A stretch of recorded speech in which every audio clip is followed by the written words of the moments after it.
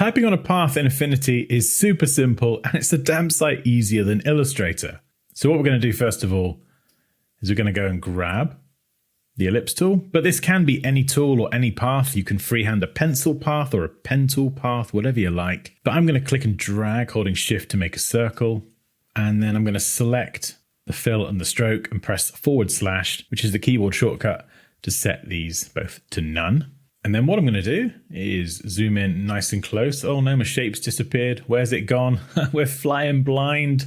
There we go. Come on down, calm down. Right, now we're going to go and grab the artistic text tool. And this next step is very important because depending on where we click will determine whether our text is above the line or below the line. So first of all, let's just start by hovering on the line and you can see the icon changes.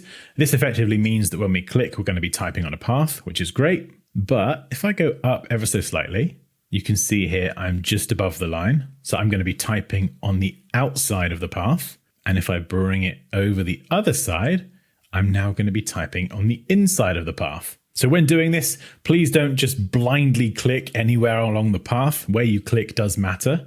So let's click here on the outside and then type a word. Sausages, I don't know, first word that came to my head. And that's just great. Let's make it a little bit bigger so we can see what we're doing. There we go. Now let's press T to go back to the artistic type tool. And something you'll notice is that we have a green and red triangle.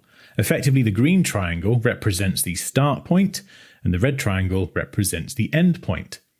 So if we go and grab these, we can pull these around. And you can see in Affinity, fortunately, they do snap to certain increments. So we can have our start point there.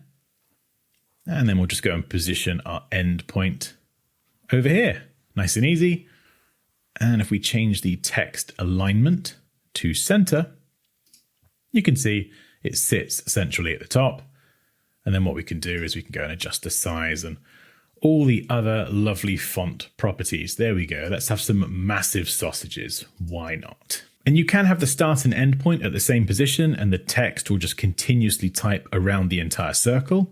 Another really useful shortcut when working with text is to select it all, hold down Alt or Option, and then you can use the left and right arrows on the keyboard to adjust the tracking. And this is the spacing between all of the letters at once. So that's quite a useful shortcut to know. And we also have this option here at the top, baseline. Now at the moment it's on 0%, so the text sits perfectly on the path.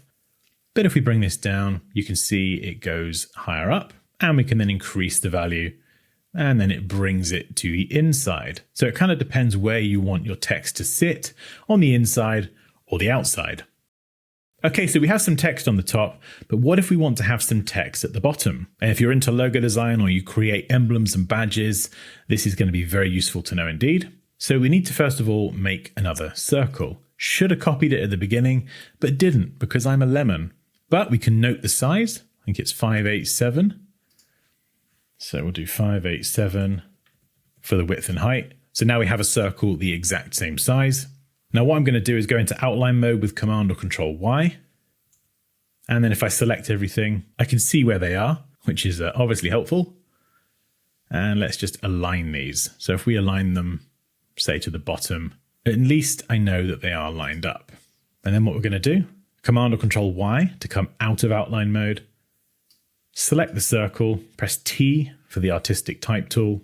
And this time I'm going to click on the inside. So here, I haven't really planned this out. So we're going to go established 2025. I don't know why. And we're going to grab the green triangle and slide it to there. And the red triangle, you are going to go over there. Fantastic. And if we go and select our original sausage text and then copy it with Command or Control C, we can try and paste this in here with Command or Control V. There we go. And it remembers the formatting and everything. There we go. Established 2025. And then we can use Alt or Option and the left and right arrow keys to adjust that spacing.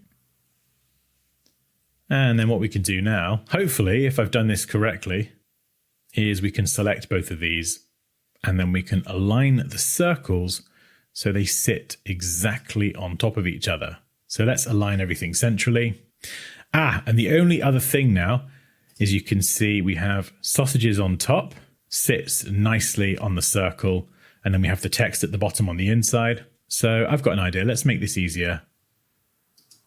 Let's change this to uppercase. And then all we have to do is just very carefully select the bottom text. Yeah, there we go. It's a bit tricky when you have two objects exactly on top of each other. But then with the type tool, we can select everything. And now we just have to adjust the baseline so it sits flush against the circle. And we could even bring this text down.